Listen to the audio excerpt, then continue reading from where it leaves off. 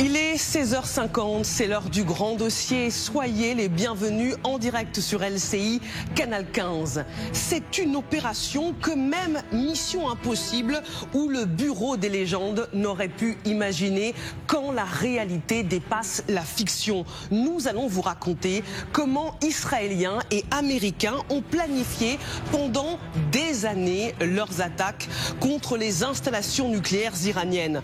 Le Mossad et l'armée de l'air israélienne ont monté il y a 30 ans, oui 30 ans, l'opération Narnia. Des pilotes ont testé leur capacité à voler à plus de 1600 km d'Israël, c'est la distance avec l'Iran, pour frapper les sites d'enrichissement d'uranium, les lanceurs de missiles iraniens ou encore éliminer hauts gradés et scientifiques.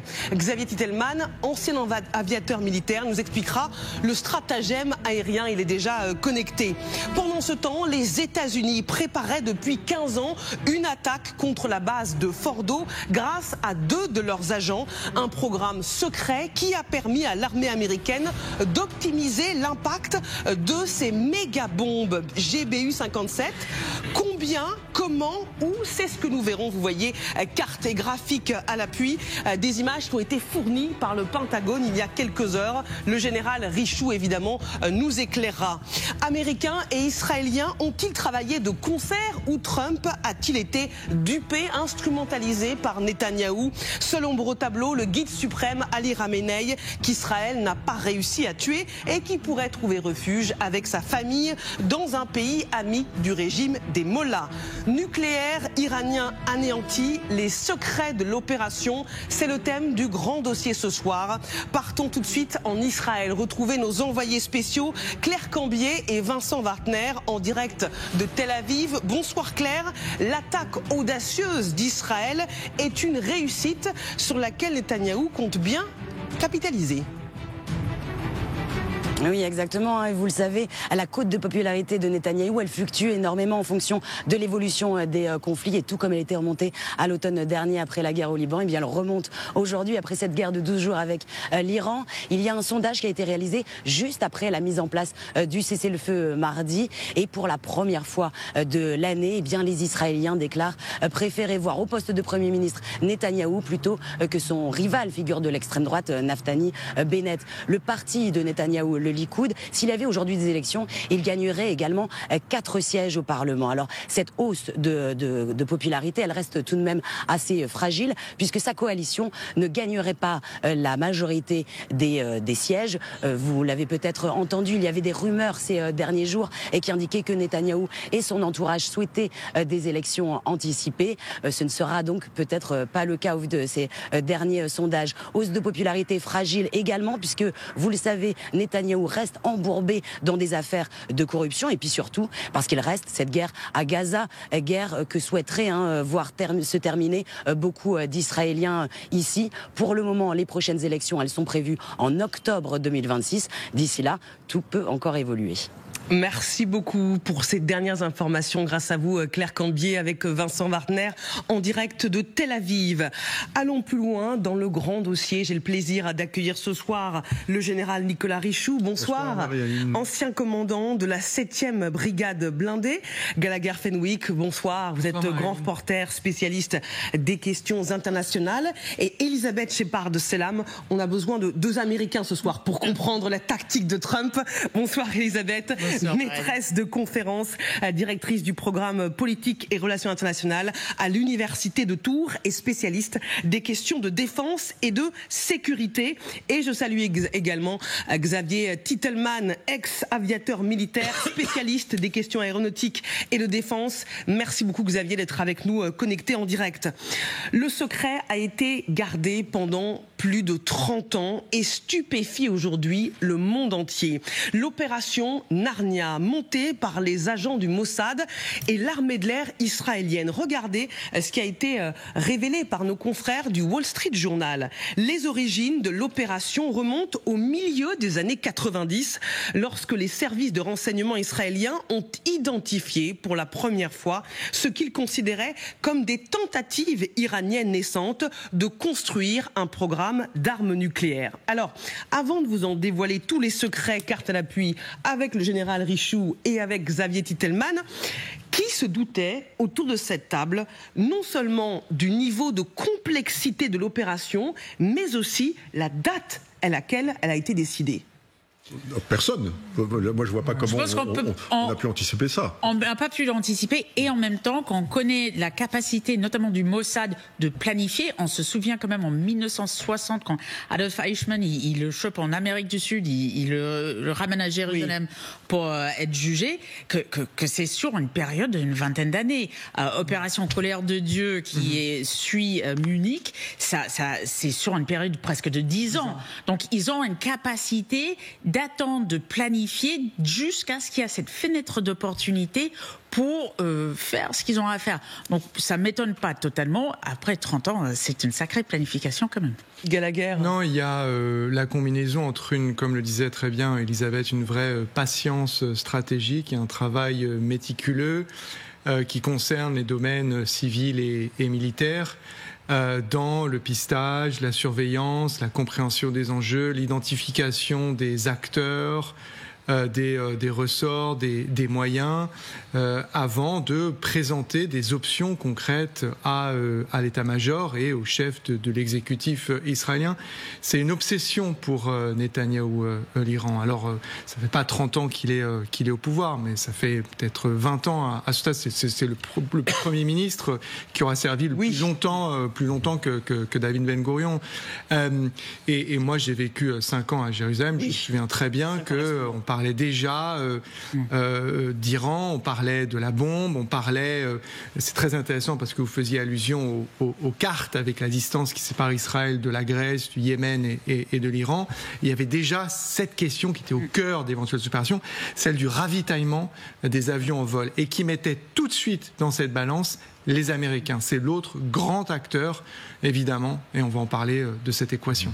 Général Richoux. Oui, militairement, il faut bien comprendre une chose, c'est que les militaires, ils aiment anticiper. Donc on planifie. Parce que l'anticipation, ça permet de ne pas subir. Ça permet d'imposer sa volonté à l'ennemi. Et ça permet de garder sa liberté d'action. Donc tous les états-majors, que ce soit le Mossad, que ce soit les états-majors militaires classiques, etc., planifient, essaye d'étudier tous les scénarios possibles et planifie le plus en amont possible. Ce qui veut dire que dès qu'on a compris qu'il y avait un programme nucléaire iranien, vraisemblablement, le Mossad, donc on connaît l'efficacité quand même, vraisemblablement le service le plus efficace du monde aujourd'hui. Les Ukrainiens sont pas mal, mais le Mossad, c'est quand même la référence à mon sens aujourd'hui, ont dû effectivement commencer à travailler sur le programme nucléaire iranien et voir comment dans la durée on pouvait soit l'anéantir, au moins soit le retarder, éliminer, etc. Et commencer le targeting, en fait. Qu'est-ce qu'il faut faire pour éliminer tout ça? Et ça, effectivement, ça doit être aussi vieux que le début du programme nucléaire iranien. Alors, nous allons justement vous dévoiler les secrets de cette folle opération avec l'aviateur Xavier Titelman qui est avec nous en direct et avec vous, Général Richoux, devant le grand écran. Suivez-moi.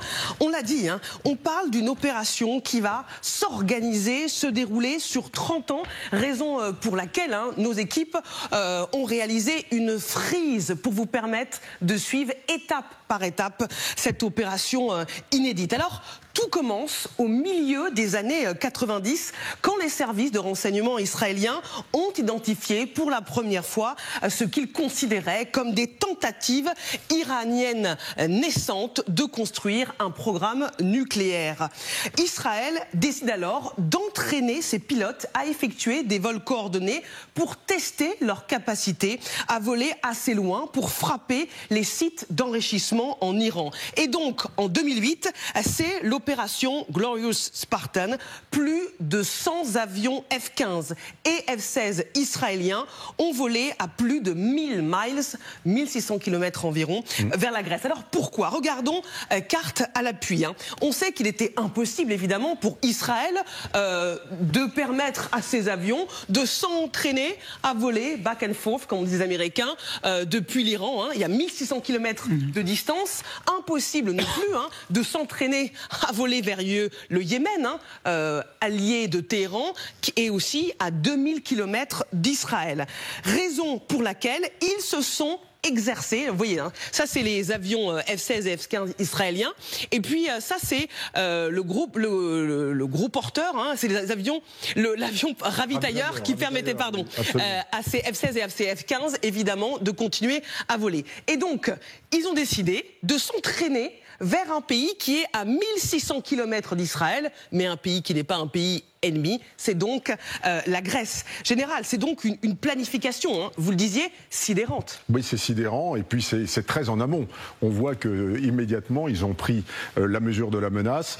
Donc la difficulté stratégique, tout le monde l'a bien compris, c'est qu'il n'y a pas de contiguïté territoriale entre Israël et l'Iran, donc il ne peut pas y avoir d'opération terrestre, hein, grosso modo, donc il n'y a que l'arme aérienne qui peut atteindre. Mais c'est pas le fait de voler à 1600 km qui est intéressant, parce que n'importe quel avion est capable de le faire. C'est des escadrilles d'avions et qui vont se faire ravitailler en vol. C'est-à-dire qu'il y a toute une chorégraphie avec laquelle il faut se familiariser, c'est-à-dire voler en escadrille, quelquefois des dizaines d'avions, capables de se ravitailler et de garder la permanence aérienne et de faire l'aller-retour donc sur 3500 km. Si on va en Grèce et qu'on fait l'aller-retour, ça fait à peu près la distance pour aller à Téhéran. Et donc là, ça nécessite effectivement, je dirais, un timing extrêmement serré. C'est très très loin du pilotage individuel. N'importe quel pilote fait 1600 km sans problème. Oui. C'est véritablement l'opération avec avion ravitailleur qui pose un problème et qui devait être rodé pour en voir les difficultés et qu'est-ce qu'il fallait faire pour surmonter ces difficultés pour être efficace le jour où ça arriverait. Parce que il y a le problème bien entendu du ravitaillement en vol. Il y a le problème de la fatigue des pilotes. Je crois que pendant l'opération, il y a plus de 200 avions sur les 316 ou 315 que détiennent Israël qui ont volé. Donc c'est absolument énorme. Et si vous imaginez cette espèce de balai aérien extrêmement rodé, très très précis qu'il a fallu mettre en place pour obtenir une permanence de bombardement sur l'Iran pendant ces 12 jours. C'est absolument colossal sur le plan de l'opération militaire. Et bien justement, parole à l'aviateur, hein, Xavier, racontez-nous, hein, on disait les pilotes qui devaient apprendre à voler en formation de 6 à 10 avions autour d'un seul avion citerne en se relayant pour ravitailler en carburant plusieurs fois pendant le voyage. Mais en réalité, c'est pas quelque chose qui est très différent de ce que font toutes les armées du monde. La France, par exemple, elle a fait un exercice qui s'appelle FRA ou EKA, dans lequel en 2021, on a projeté des avions à 17 000 km à Hawaï, avec soi-disant des passes de tir à l'arrivée. Et donc, il faut rappeler aussi ce qu'avait fait Israël quand ils avaient bombardé l'OLP, qui était positionné en Tunisie, si je dis pas de bêtises, des installations de Yasser Arafat. Et donc ils ont déjà fait des opérations à une telle distance. Certes, pour aller en Tunisie, plutôt la mer, donc c'est peut-être plus facile d'un point de vue détection, éviter de se faire repérer. Mais en réalité, quand on parle de décennies de préparation, c'est de décennies d'affinage des procédures de ciblage. Ils ont un dossier de ciblage. Moi, quand j'étais à une époque, j'ai participé au travail de cellules nationales de ciblage, dans lequel en fait on va définir des cibles et on a comme ça des dossiers d'objectifs. Et ces objectifs, c'est eux qui vont s'affiner pendant des décennies et des décennies, jusqu'au moment où ils estiment que c'est nécessaire. C'est-à-dire qu'ils sont il y a 30 ou 40 ans qu'un jour ils détruiraient. Il y a des tas de plans qui sont préparés et qui sont jamais mis en œuvre, mais en tout cas celui-là, petit à petit, ils l'ont affiné, ils ont ajouté des informations, ils ont pris du renseignement, par exemple avec la fameuse trahison, quand les Russes ont échangé des informations sur les drones israéliens utilisés par la Géorgie, en échange d'informations sur la défense exploitée par l'Iran. Ça, c'est en 2008, à l'époque de la guerre de la Géorgie. Et donc finalement, ça, c'est un élément de plus qui permet le succès de l'opération israélienne et l'accumulation de renseignements sur la défense au sol, les objectifs, quel type de bombe pour quel objectif, quel type, parce que si c'est un véhicule en mouvement, si c'est quelqu'un qu'on doit taper dans sa résidence ou si c'est un bunker enterré, évidemment c'est pas la même chose et tout ça coordonné effectivement avec des appareils. Donc a priori les F-15 ils peuvent quand même voler quasiment avec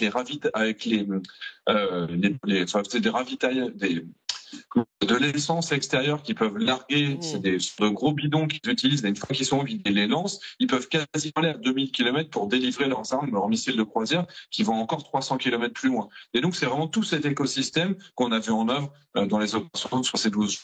Xavier Jourbondi, on va continuer justement à parler de cette frise. Je vous parle d'une opération qui s'est montée pendant 30 ans, notamment dans les airs. Après les attaques, 7 octobre en 2023, Israël a passé près de 2 ans à décimer le Hamas et ils ont attaqué les proxys.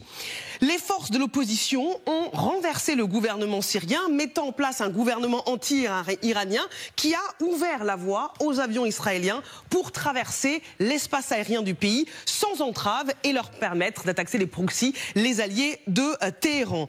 En novembre 2024, on continue. L'armée israélienne a réuni tous les responsables de renseignement et de l'armée de l'air pour dresser une liste de plus de 250 cibles. Les scientifiques que les Israéliens voulaient tuer, les sites nucléaires, les lanceurs missiles iraniens et des responsables militaires avant de lancer les frappes contre l'Iran le 13 juin. C'est l'opération Narnia. Et c'est ainsi, général, que Israël a démontré, mais aussi développé sa supériorité aérienne. La supériorité aérienne absolument complète.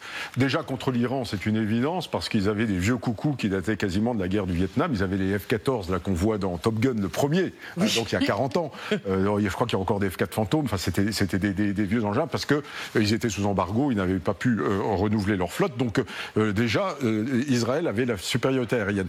Ensuite, effectivement, en Syrie, la chute du régime a facilité l'espace aérien, mais ils l'avaient avant, cette supériorité. Ils avaient déjà éteint tout ce qui était artillerie sol-air du régime d'Assad. Ils pouvaient survoler la Syrie à peu près comme ils voulaient. Je crois que même le régime Assad n'était pas en mesure d'empêcher le survol de son territoire par l'aviation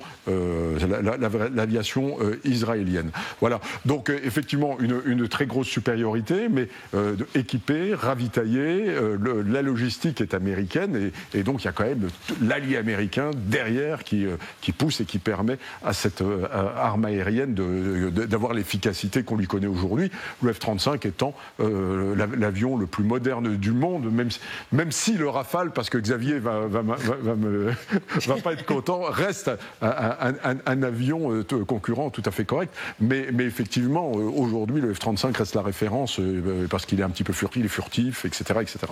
Et Général, merci. On poursuit ce débat en plateau. J'ai une question à Gallagher, je ne sais pas si vous pouvez me répondre. Quand on voit le niveau de complexité de cette opération qui a été montée par le Mossad et l'armée de l'air israélienne, on se demande comment ils n'ont pas pu anticiper les attaques terroristes 7 octobre 2023. C'est une excellente question et je pense qu'ils sont encore dedans. Et d'ailleurs, c'est l'une des principales problématiques entourant l'un des personnages centraux de cette histoire, Benyamin Netanyahou, qui n'a toujours pas répondu de cette erreur absolument colossale. Il y a beaucoup de choses à prendre en compte. Je pense qu'il y a eu un vrai mépris du Hamas et des Palestiniens de Gaza. Les Israéliens se sont beaucoup reposés sur ce qu'on appelle le technosolutionnisme, cette idée de l'abandon du traitement humain de la matière collectée. On a laissé les machines, drones de surveillance et autres faire ce boulot en se disant c'est réglé. Il y a aussi l'influence du courant annexionniste, messianique, suprémaciste au sein du gouvernement qui a fait qu'un certain nombre d'unités qui étaient dans ce qu'on appelle l'enveloppe de Gaza, Otef Haza, ont été acheminées en direction de la Cisjordanie. Il y a aussi le refus de traiter des informations qui ont été données par les services égyptiens aux Israéliens qui ont prévenu les Israéliens. Attention, le Hamas prépare quelque chose et ça a été balayé d'un revers de la main. Il y a énormément de cela.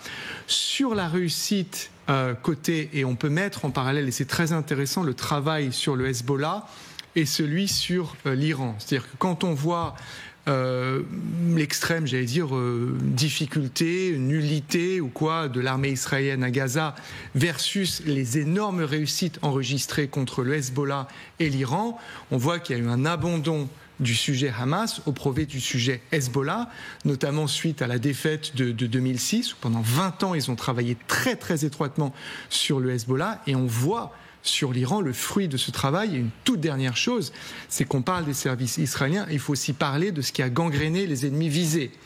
Et le Hezbollah, son engagement en Syrie lui a coûté très très cher parce que sa proximité avec les Russes, aux côtés desquels il soutenait le régime Bachar al-Assad, qui s'est exposé à des gens qui étaient corrompus, corruptibles, et qui donc ont révélé beaucoup de secrets sur l'Hezbollah. Et pareillement du côté du régime des Mollahs, c'est un régime très corrompu, et cette corruption, elle a facilité la pénétration de cette architecture. On va en parler avec Vincent Crouzet, l'expert en renseignement qui va nous rejoindre, et on parlera également de ces centrifugeuses qui ne sont plus opérationnelles. C'est ce que révèle ce soir le patron de l'agence de l'énergie atomique. Le programme nucléaire iranien a subi d'énormes dégâts.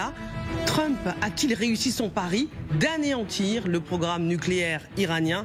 Réponse dans le grand dossier. À tout de suite.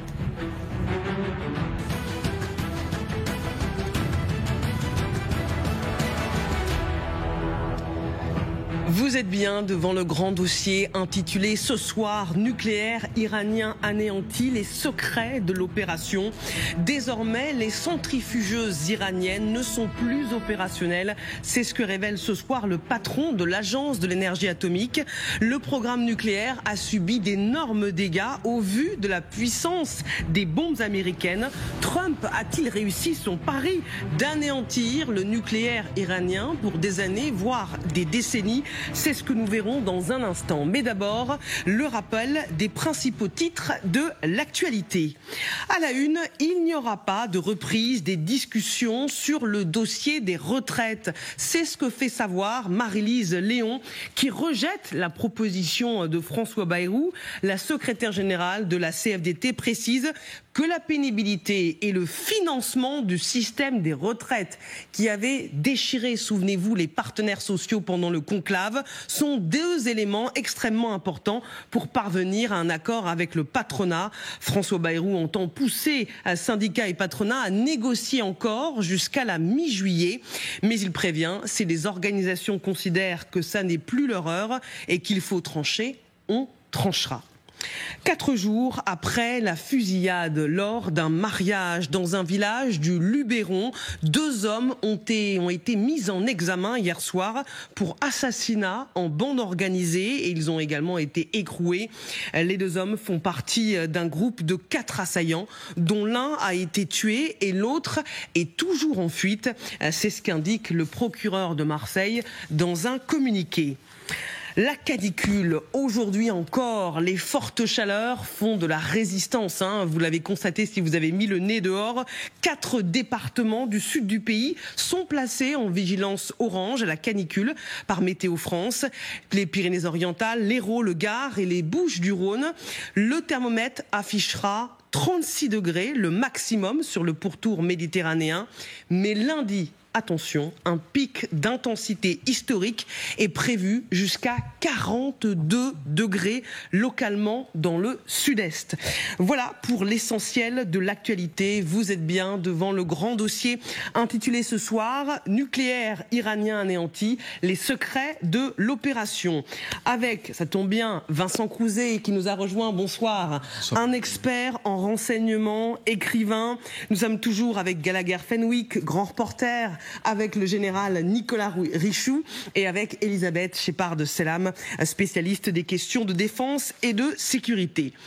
Trump vole-t-il sa victoire à Netanyahou? Dans l'esprit du président américain, l'anéantissement du programme nucléaire iranien, c'est avant tout sa réussite. Écoutez. Vous savez, si nous n'avions pas réussi cette frappe, je veux dire, cette frappe a mis fin à la guerre. Cette frappe a mis fin à la guerre.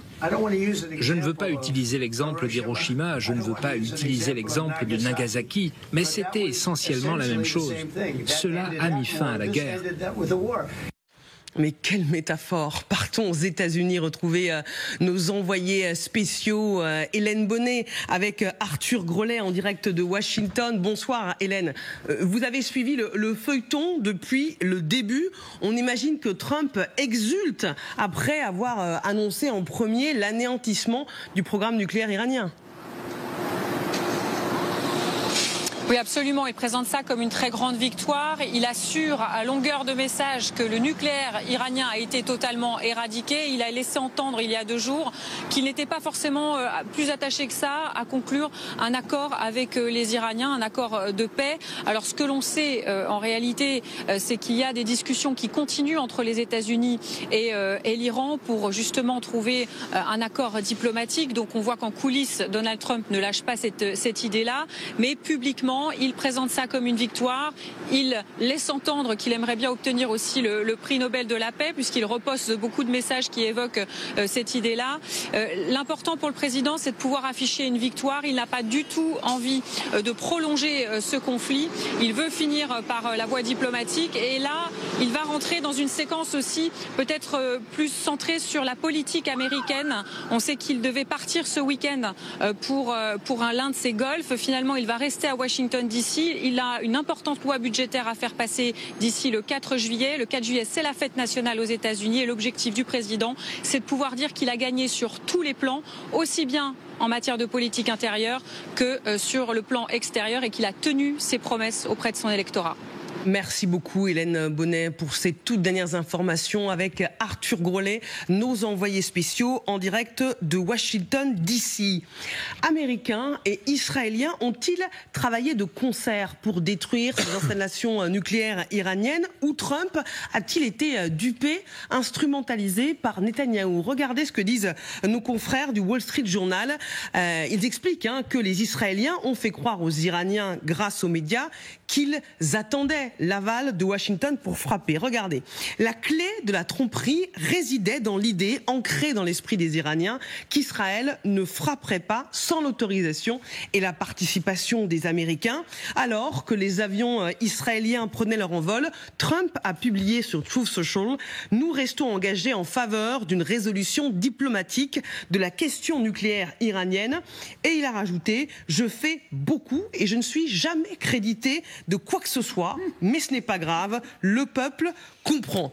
Alors, Vincent Crouzet, vous qui savez déceler les duperies en tant qu'expert en renseignement, est-ce que vous pensez que Trump se raccroche aux branches en disant « Oui, bien sûr que j'étais associé au plan israélien », ou est-ce qu'il a fait partie du plan Netanyahou sans avoir été informé ? Il n'a pas été informé. D'ailleurs, ça a dû enfoncer un coin entre les deux parties. Ça a dû le rendre fou furieux. Maintenant, ne nous leurrons pas, les Israéliens sont tellement dépendants des Américains, notamment sur le plan des missiles, de l'anti-aérien comme des missiles air-sol, qu'ils ne pouvaient pas continuer longtemps à mener un combat sans l'appui américain. Donc cette dépendance les a obligés à accepter la trêve imposée par Trump, mais Trump n'a pas volé la victoire à Netanyahou. Il l'a privé de victoire, puisqu'il était en train, en raison de la suprématie aérienne israélienne, en train d'éliminer petit à petit les 250 cibles qui avaient été désignées par ses services de sécurité, et surtout les lanceurs terrestres. En plus du programme nucléaire, il n'est pas parvenu totalement à ses fins. Mais Général Richoux, sans les Américains, et c'est ce qu'on verra ensemble tout à l'heure devant le grand écran, les Israéliens seuls n'auraient pas pu attaquer Fordo comme c'est le cas ce soir. Bon, ils l'ont attaqué, mais je crois qu'au début, ils se sont fait, je suis assez d'accord avec ce que dit Vincent, ils se sont fait quand même prendre la main, les Américains. C'est-à-dire que les Américains livrent la logistique, livrent les missiles, tout ce qu'il faut pour faire la guerre. Il y avait la guerre de Gaza, donc les arsenaux étaient pleins. Et donc, à mon avis, les Israéliens ont lancé leur attaque avant de savoir si les Américains les suivraient. C'est ça véritablement le problème. Et ensuite, comme il y avait un certain succès, eh bien, Donald Trump s'est raccroché à l'affaire et a d'un seul coup expliqué que c'était le succès de son renseignement, le succès des matériels américains, etc., etc. Mais à mon avis, il s'est quand même largement fait prendre la main au début, et puis ensuite à récupérer ce qu'il considère une victoire. Mais là où je suis absolument d'accord, c'est qu'il a privé Netanyahou de victoire. C'est-à-dire qu'aujourd'hui, on s'est arrêté au milieu de l'opération et rien n'est réglé. Les mollahs sont là, le potentiel nucléaire iranien, finalement, on ne sait pas s'il a disparu ou pas. Tout le monde s'interroge, mais c'est pas parce que médiatiquement le président dit c'est une trahison si vous pensez le contraire que ce potentiel est complètement a complètement disparu. On est vraiment dans le métaverse. Mais enfin, comment vous osez remettre en cause la parole de Trump, général Richoud? Non, mais moi, je questionne, si vous voulez. Voilà. Donc, il faut se questionner. Je veux dire, il nous faut des preuves. Il faut le savoir. Si on m'apporte la preuve demain matin que le potentiel militaire iranien a été éradiqué, eh ben je dirais dont acte. Pour le moment, il y a plus d'indices qui pensent qu'une partie y a échappé, à mon sens. Et puis le régime des Mollahs, ça c'est un fait, il est toujours là. Oui. Donc on s'est arrêté. Et Rommel disait, à la guerre, le compromis est toujours désastreux. Quand on se prend une décision, il faut se tenir jusqu'au bout. Et là, on s'est arrêté au milieu du gué. Donc, à mon avis, c'est la pire des choses. Voilà. Il y a un slogan, on est content. C'est une guerre de 12 jours. On a gagné la guerre. C'est comme Nagasaki, etc. Ce qui est réussi, c'est la sortie de crise, par contre. C'est-à-dire que, effectivement, d'un seul coup, paf, il y a plus de combat, il y a plus et les armes se sont tues. Ça, c'est assez réussi, je dois dire. Mais pour le reste, les problèmes restent en suspens. Elisabeth. Alors, sur le privé de Netanyahou d'une victoire, ça, je suis entièrement d'accord avec le général. Sur le fait que les Américains n'étaient pas au courant, j'y crois pas une seule seconde, parce qu'il y a beaucoup de coopération militaire qui savaient pas les détails, mais il faut savoir que depuis novembre, il y a une cellule israélienne qui bosse avec les Américains sur ces questions-là, que Kouria, donc le général du CENTCOM, a fait des allers-retours assez réguliers, qu'ils ont envoyé au moins 300 missiles Stinger bizarrement juste avant, dans les semaines juste avant, qu'il y avait 4 avions à peu près par jour de livraison des armées et de l'armement américain. Donc j'ai un peu du mal à croire que soudainement les Américains ont appris comme ça, qui sont restés dans une sorte de vague pour pouvoir se dédouaner. Ah, c'est pas nous, c'est eux. Mais je crois qu'il savait plus ou moins que quelque chose allait arriver. Après, effectivement, il a totalement récupéré. Moi, je me souviens, on était tous en plateau quand Trump a sorti le « nous avons nettoyé les cieux iraniens », alors qu'il n'avait même pas encore largué les bombes. Mais non, il s'est automatiquement associé à l'opération israélienne. Et ça, pour le coup, il a tourné à son avantage pour des raisons aussi internes, plus qu'autre chose, qui a effectivement privé Netanyahou déjà de 7 victoires. Et puis, il l'a arrêté avant même qu'il puisse, si on parle de Khamenei ou même du programme nucléaire, avant qu'il puisse finir le travail. Gallagher, qu'en pense l'ancien correspondant à Jérusalem? Alors, plusieurs choses. D'abord, si on met de côté le droit international, qui est la raison pour laquelle moi je désapprouve de cette opération, de cette aventure, il faut reconnaître un génie tactique et politique, diplomatique de Netanyahou qui est absolument indéniable, parce qu'il prend un pari qui est extrêmement risqué et qui s'avère être gagnant.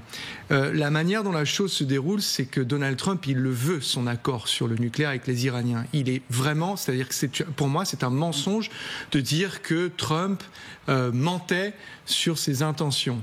Il avait imposé un délai de 60 jours à son émissaire et donc aux Iraniens, sans quoi il menaçait l'emploi de la force.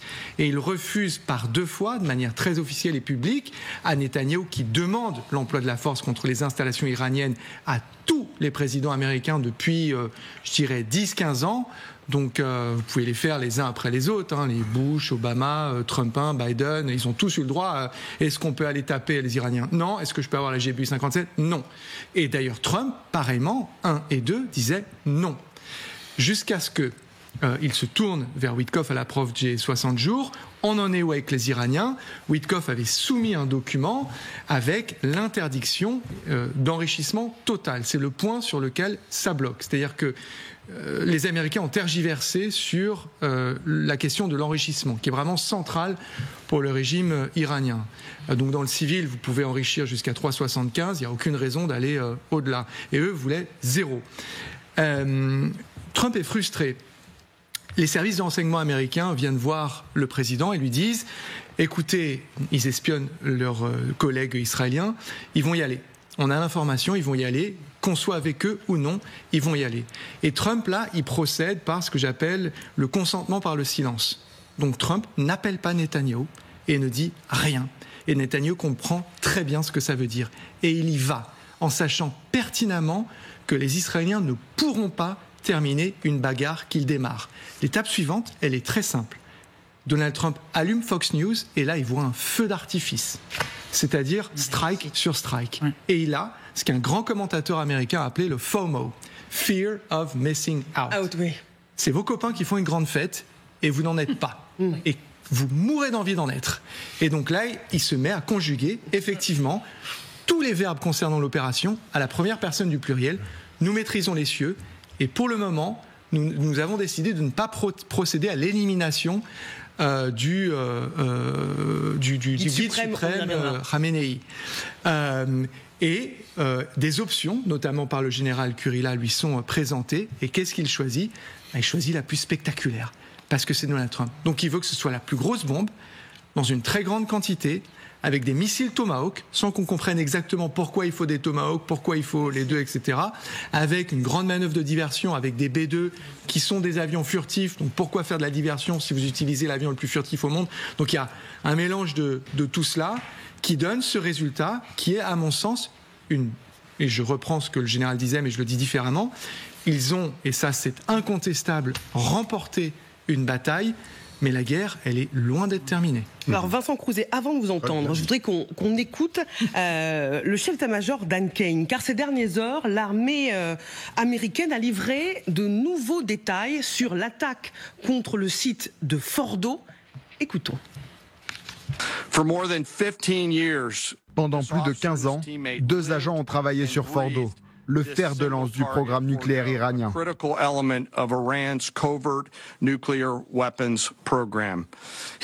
Ils ont étudié la géologie, la construction, la météo, les matériaux utilisés, la nature du terrain. Tout a été examiné. Les ventilations, les conduits d'échappement, les systèmes électriques, les systèmes de contrôle de l'environnement. Ils rêvaient littéralement de cette cible la nuit quand ils dormaient. Ils y pensaient en se rendant au travail et ils savaient dès les premiers jours à quoi cela servait. 15 ans pour préparer l'attaque de Fordo, un programme secret qui a permis à l'armée américaine d'optimiser l'impact de ces fameuses méga-bombes dont on vous parle maintenant depuis plusieurs jours, les GBU-57. Alors combien, comment, où, c'est ce que nous allons voir, graphique et carte à l'appui avec le général Richoux. Le général Kane le disait, 2 agents coupés du monde ont travaillé exclusivement sur Fordo pendant 15 ans. Ils ont mangé, bu, vu Fordo pendant 15 ans et ce sont leurs indications qui ont conduit l'armée américaine à déclencher 6 bombes GBU-57 pour atteindre ces cibles. Vous voyez, avant et après, on voit bien ces 3 petits trous, voilà, qui montrent l'impact de ces méga-bombes et c'est encore plus flagrant, vous voyez, quand on zoome ici sur l'impact. C'est pas un cratère, mais c'est un trou parce que justement, la cible a été extrêmement précise. Les Américains ont décidé de frapper de puits de ventilation. Les bouchons de béton ont été retirés de force par une première bombe. On peut voir le schéma. Et un puits principal a été découvert. Et les bombes qui ont suivi ont été chargées de pénétrer dans le puits principal. Regardez l'action. De descendre dans le complexe à environ 300 mètres par seconde et d'exploser dans l'espace de la mission. Les 6 armes de Fordo sont allées exactement là où elles voulaient aller. C'est ce qu'a expliqué le général Kane. Et puis, il y a eu cette animation qui a été fournie par le Pentagone et qui montre le principal mécanisme de destruction dans cette mission. Était un mélange de surpression et de souffle, déchirant les tunnels ouverts et détruisant le matériel critique. Général Richoux, les 2 officiers, ils ont tout étudié, la géologie, la construction, la météo, les matériaux de rebut, pour que la frappe soit vraiment efficace. Oui, sauf qu'on n'a pas la preuve des résultats tangibles de l'opération et on ne sait pas aujourd'hui quels sont les dégâts, car il y a quand même une montagne avec 80 mètres de profondeur. Je précise que les images du Pentagone, c'est évidemment pas les images de l'action qui s'est produite en Iran, on n'a pas d'image. On voit bien qu'il y a une épaisseur de béton, regardez, qui est assez limitée, qui n'a rien à voir avec le fait de percer une montagne. C'est un exercice. Voilà, donc ça c'est le principe de la bombe que l'on voit là, qui est très intéressant parce que la bombe perce dans la montagne ou dans le béton, c'est 8 mètres de béton armé, mais explose au moment où elle retrouve, où il n'y a plus de béton en fait, où au moment où il y a une cavité, donc pour découpler l'efficacité de l'explosion. Mais là, on ne sait pas, et d'autant plus qu'on sait très bien que quelques jours avant, il y avait des camions, toute une file de camions, visiblement, qui évacuaient un certain nombre de matériel Fordo, et c'était une cible qui était, dès le premier jour de l'attaque, connue. Puisque moi, je me souviens, j'étais là, à cette place-là, le premier jour de l'attaque, on a dit, ils ont attaqué Natanz, ils ont attaqué, etc., mais pas Fordo. Donc, en fait, ça, c'était su, et il aurait fallu être quand même complètement crétin pour laisser tout le matériel là, avec les spécialistes, les scientifiques, l'uranium, etc., etc. Donc, je pense qu'ils ont déménagé tout ce qu'ils pouvaient, et après, il faudra aller sur place, sous la montagne, pour voir quels sont les dégâts réels sur les centrifugeuses, peut-être même certaines d'entre elles ont-elles été évacuées. Vous voyez l'Iran accepter que l'agence de l'énergie atomique aille sur les sites ultra secrets pour vérifier l'impact des dégâts. Ils n'iront pas. Puis il y a un deuxième site qui s'appelle le site de la Pioche, la montagne. Oui, le mont de la Pioche. Pour laquelle l'Iran a expliqué à l'IAEA de M. Grossi qu'il n'était pas question, que ça ne les regardait pas et qu'il n'est pas question qu'ils aillent jeter un œil dessus. Et c'est également une montagne dont on sait qu'il se passe des choses dessous depuis un certain nombre d'années.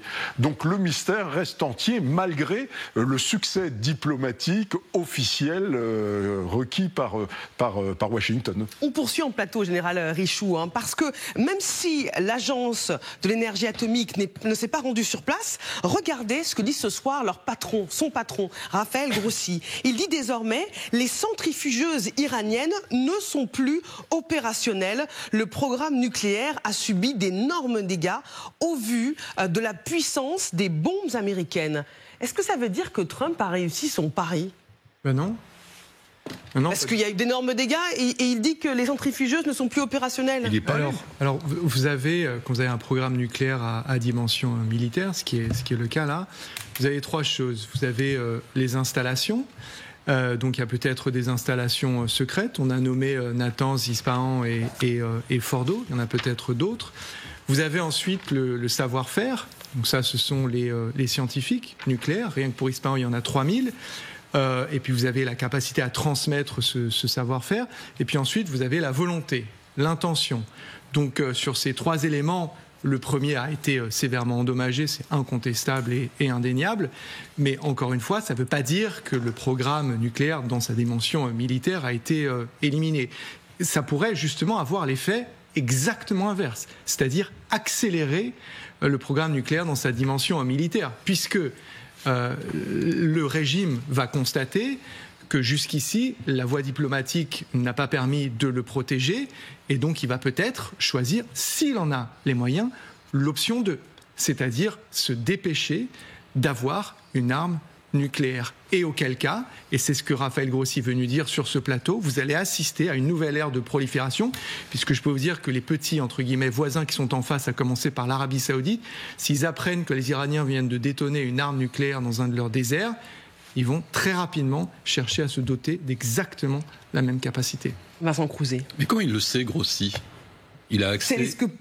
C'est la question que posait le général. Non, mais il a accès à des informations iraniennes, donc il a toutes les chances de se faire intoxiquer, d'être désinformé. Soit il transporte des inspecteurs sur place pour constater que les centrifugeuses ne sont plus en état de fonctionner, et comme le disait Gallagher, effectivement, sans personnel autour, sans alimentation électrique, avec les accès interdits, effectivement, elles ne sont plus opérationnelles, ce qui ne signifie pas qu'elles ne seront pas opérationnelles demain, mais tant que Grossi n'a pas la capacité d'amener du personnel sur place afin de constatation, il ne peut rien dire. La seule chose, c'est que... Peut-être qu'il a compilé des renseignements américains, des renseignements israéliens, et une simulation. Alors, je ne pense pas que la IEA, dans les circonstances, ait accès au partage américain et israélien, ça c'est une chose. Sont les seuls à être capables d'évaluer à la fois avec des interceptions d'écoute, des familles de scientifiques, du personnel de maintenance, du personnel de sécurité, et éventuellement de faire des analyses géoradar par voie aérienne. Mais c'est très compliqué parce qu'on peut voir les cavités, mais parce qu'il y a à l'intérieur. En dehors de ça, je vois pas trop comment Grossi peut être aussi affirmatif. Elisabeth, je rajouterais surtout que les parlements iraniens, je ne sais pas s'ils ont encore voté, mais on en a parlé déjà, qu'ils ont proposé d'arrêter toute travail et coopération avec l'agence. Donc je ne pense pas qu'il a forcément des informations fiables venant des Iraniens. Et les seuls où peut-être ils ont encore, on va dire, des agents infiltrés sur place, c'est peut-être les Israéliens.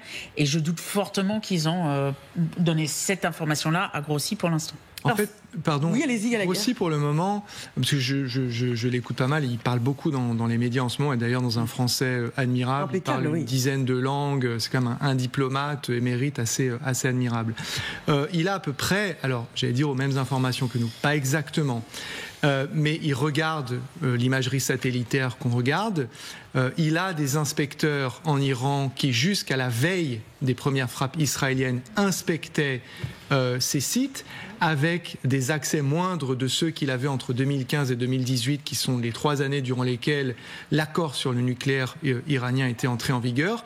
Raphaël Grossi lui-même s'est rendu, et à plusieurs reprises, dans un cadre institutionnel, sur ces 3 sites, y compris Fordo, expliquant notamment par le menu que c'est un espèce d'enchaînement de parking souterrain.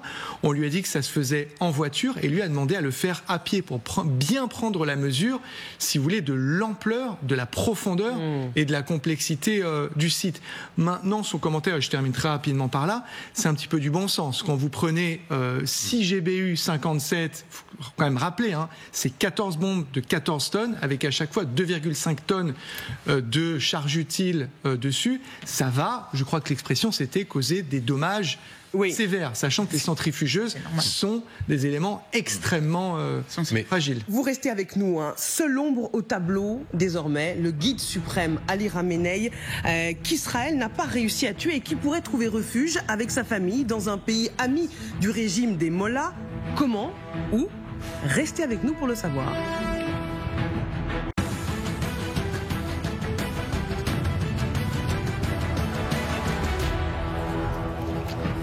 Vous êtes au bon endroit, Canal 15 sur LCI devant le grand dossier intitulé ce soir « Nucléaire iranien anéanti, les secrets de l'opération ». C'est la seule cible qui reste à atteindre, le guide suprême Ali Khamenei, qu'Israël n'a pas réussi à éliminer. Bonsoir Kadi, vous nous avez rejoint, racontez-nous, il y a beaucoup de questions qui se posent ce soir. Où est-il caché et Israël a-t-il vraiment cherché à le tuer ? Très bonne question. En tout cas, ce qu'on sait, ce qui est sûr, c'est que c'est l'un des ennemis les plus farouches des États-Unis. Le guide suprême, il représente à lui seul, en fait, tout le régime iranien, symboliquement. Et la semaine dernière, beaucoup, effectivement, se sont dit que ces jours étaient peut-être comptés, sérieusement. Surtout le 17 juin dernier, quand Donald Trump s'est exprimé sur son réseau Truth Social. Regardez, nous savons exactement où se cache le soi-disant guide suprême. C'est une cible facile. Et d'ajouter, c'est une cible facile, mais il est en sécurité. Nous n'allons pas l'attraper, tuer, du moins pour le moment. Alors, autrement dit, il ne peut plus se cacher, on sait où il est, d'autant qu'il a quand même tout de même 86 ans, Ali Khamenei. Donc, c'est pas si simple de cacher un homme âgé. Durant ces 12 jours de guerre, pas un mot de sa part. Il a repris la parole qu'hier pour faire un certain confort quand même. Il a repris la parole donc tout récemment pour féliciter ses troupes. Et regardez ce que titrait justement nos confrères du sérieux Iran International. C'était le 15 juin dernier, soit 2 jours seulement après les frappes israéliennes. Khamenei et sa famille se cachent dans un bunker au nord de Téhéran. On y apprend notamment que dimanche 15 juin, Israël a lancé un avertissement au guide suprême en ciblant pour la première fois Mashhad. C'est sa ville natale. Nos confrères nous indiquent qu'une source, leur a garanti que, regardez, Israël aurait pu l'éliminer dès la première nuit de l'opération, mais le gouvernement israélien a choisi de le maintenir en vie pour lui donner une dernière chance de démanteler son programme d'enrichissement d'uranium de la République islamique. Autre son de cloche, Marie-Aline, pour Times of Israel, où l'on évoque une opposition de Donald Trump. On nous dit que le président américain aurait opposé son veto à un éventuel assassinat de Khamenei quand Israël en a eu l'occasion dès ce premier jour de guerre. C'est une possibilité. D'autant que, rappelez-vous les mots qu'a prononcé Donald Trump à la presse, et ça en a surpris plus d'un. Écoutez. Souhaitez-vous un changement de régime en Iran? Non, s'il y en avait un, il y en aurait un. Mais non, je ne le souhaite pas. J'aimerais que tout se calme le plus rapidement possible. Un changement de régime entraîne le chaos et idéalement, nous ne voulons pas voir autant de chaos. Nous verrons ce qu'il en est. Voilà, c'est pas tout à fait ce qu'il disait quelques jours plus tôt. En tout cas, la première parole sur le cas Khamenei, on l'a eu il y a quelques heures de la part du ministre israélien de la Défense, Israël Katz, qui nous a très clairement dit que, ils ne l'ont tout simplement pas trouvé. Écoutez. Pourquoi n'avons-nous pas éliminé Khamenei? Nous l'aurions liquidé s'il était dans notre ligne de mire. S'agissait-il d'une décision politique du cabinet israélien? Non, pas de politique. N'y avait-il tout simplement pas de possibilité opérationnelle? Oui, aucune possibilité. Est-il toujours une cible? Il y a une différence entre avant et après le cessez-le-feu. Pendant l'opération, nous l'aurions éliminé. Avez-vous essayé pendant de nombreuses années de le tuer? Oui, nous l'avons vraiment cherché pendant longtemps. En coordination avec les Américains? Nous n'avons pas besoin de coordination pour ce genre de choses. On comprend bien que ces jours sont désormais comptés. Est-ce qu'à l'image d'un Bachar al-Assad, il pourrait s'exiler? Alors, justement, l'idée d'un exil, elle paraît un petit peu improbable comme idée, puisqu'on voit quand même que l'ayatollah semble, avec son rôle central dans la République islamique, très, solide, très accroché, ancré, effectivement, dans cette République islamique d'Iran. Cela dit, nos confrères de Marianne évoquent une source qui affirme que c'est le Venezuela qui aurait été privilégié par la famille de l'ayatollah Khamenei. Regardez, un ex-commandant en chef des gardiens de la Révolution aurait confié, durant une conversation téléphonique, les détails d'un projet concernant le départ de l'ayatollah, de ses enfants et leurs familles respectives pour le Venezuela, l'allié de la République islamique, au cas où la situation déraperait. Voilà, on en est là, mais évidemment, il y a d'autres pays amis sur lesquels peut-être il pourrait compter. On parlait de Bachar al-Assad, la Russie fait aussi partie des pays alliés, entre guillemets. Merci beaucoup pour ces informations, Kadi. Je rebondis avec vous, Gallagher. Est-ce que c'est possible qu'il puisse aller fuir au Venezuela? Alors, j'y crois pas une seconde. En revanche, ce qui est possible, voire probable, c'est qu'il soit écarté par les gens qui, en ce moment, sont ceux qui sont en train de prendre les décisions, telles que cette décision d'accepter le cessez-le-feu. Je ne pense pas qu'elle vienne du guide suprême, qui est parfaitement, pour des raisons de sécurité, ça a été très bien expliqué par Kadi, injoignable. Cet homme de 86 ans qui fait une espèce de vidéo d'otage pour essayer de clamer victoire, se retrouve, et c'est pour ça que j'utilise ce terme, otage d'un système qu'il a lui-même, alors pas créé, mais dont il a la supervision, et d'une stratégie qui s'est littéralement, au sens premier du terme, effondrée autour de lui. Donc il est plutôt dans une logique de martyr. Et puis si ce système a montré quelque chose, c'est la capacité à traiter, y compris les couches supérieures, les membres des couches supérieures, comme des pions. Ils sont éliminés, ils sont immédiatement remplacés. Donc c'est un système qui contient en lui-même sa propre pérennité, c'est-à-dire la capacité à remplacer jusqu'à la figure première, peut-être son fils Mojtaba, peut-être un ancien président Rouhani ou une autre figure qui permettrait à la machine de continuer. Mais un exil au Venezuela, déjà, comment l'acheminer là-bas, ça me paraît très compliqué. Deuxièmement, je ne pense pas qu'il serait très en sécurité au Venezuela. La Russie, Kadi l'a expliqué, on a vu le cas de Bachar, c'est peut-être davantage possible, mais quoique, si la Russie a montré quelque chose sur ce dossier, c'est qu'elle n'était pas franchement disposée à faire de grands efforts pour venir à la rescousse de ce régime. On l'a vu sur la séquence qui vient de se clore.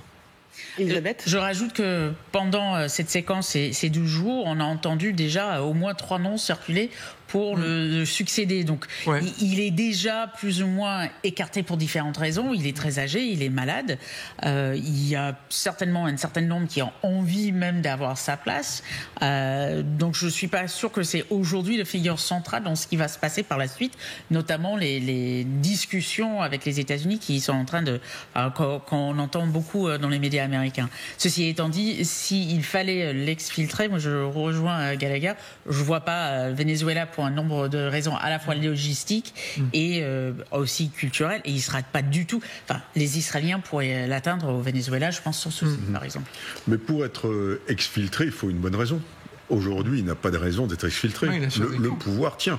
La rue n'est pas en train de submerger les institutions gouvernementales, etc. Oui, mais est-ce qu'il est en sécurité en Iran quand on voit les agents infiltrés? Ils sont en train de faire attention, bien entendu. Les soi-disant agents. Alors après, est-ce qu'il est caché dans un terrier ou est-ce qu'il change de place tous les jours? On en discutait tout à l'heure, on n'en sait rien en fait. Là, on fait de la fiction. Mais sur le plan politique, Bachar, il est parti au moment où Damas était en train d'être pris. Là, actuellement, le régime n'est pas en train de tomber. Non. Donc le gardien suprême de la révolution n'a absolument pas à évacuer le pays actuellement. Et puis il ne faut pas négliger aussi une dimension religieuse. Quand on est un vieux monsieur qui a un cancer, qui va mourir sans doute bientôt, etc., on peut peut-être aussi vouloir mourir en martyr. Il n'est pas forcé non plus de s'évacuer comme un lâche, comme Bachar, qui s'envole pour Moscou dès que ça va mal. Voilà. Et je pense que malheureusement pour la population civile, c'était un régime qui n'était pas tendre avec sa population et qui va encore se durcir. Et lui va faire payer le prix de cette séquence. Je le crains au mouvement Femmes, Vie, Liberté ou ce qu'il en reste, et à beaucoup d'innocents qui vont être désignés parce que ce régime s'est montré profondément corrompu et faible, et donc dans l'incapacité d'arrêter les vrais espions israéliens ou autres, ils vont arrêter des innocents qui vont mettre à la télé, dont ils vont dire voilà, c'est bon, on a arrêté ceux qui ont trahi la nation. Et ça va être une phase, et elle a déjà commencé avec des checkpoints, des arrestations, une justice inique et arbitraire, et une population qui va en souffrir.